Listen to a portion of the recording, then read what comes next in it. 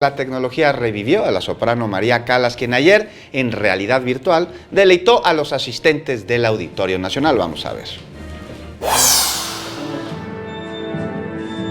Este miércoles se presentó en la Ciudad de México María Callas, de Hologram Tour, en el Auditorio Nacional. Un espectáculo que ha recorrido las grandes ciudades del mundo y que gracias a la tecnología nos permite ver y escuchar de nuevo a María Callas.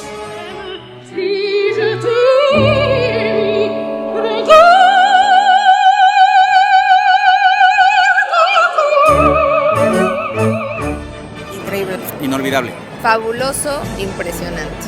La maravilla de tener una tecnología que te permite prácticamente revivir a alguien.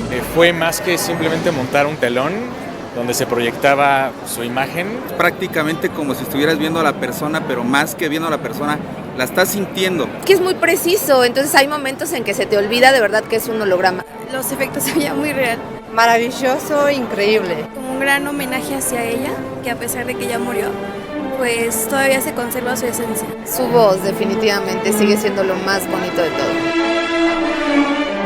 Acompañada de la Orquesta Sinfónica de Minería e interpretando las obras que la colocaron como la máxima diva del bel canto, el Auditorio Nacional fue testigo de esta gran experiencia inolvidable que engalanó uno de los más bellos recintos de la Ciudad de México.